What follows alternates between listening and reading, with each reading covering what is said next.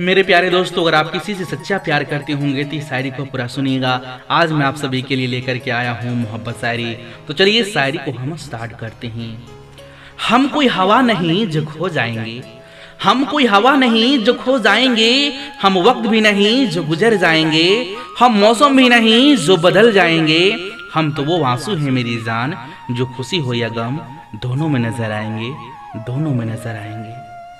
कितनी बहाने बना के आपसे बात करते हैं, कितनी बहाने बना के आपसे बात करते हैं, हर पल हर घड़ी आपको महसूस करते हैं। जितनी बार आप सांस नहीं लेते होंगे, जितनी बार आप सांस नहीं लेते होंगे, उतनी बार हम आपको दिल से याद करते हैं, उतनी बार हम आपको दिल से याद करते हैं। आई लव यू मेरी जान।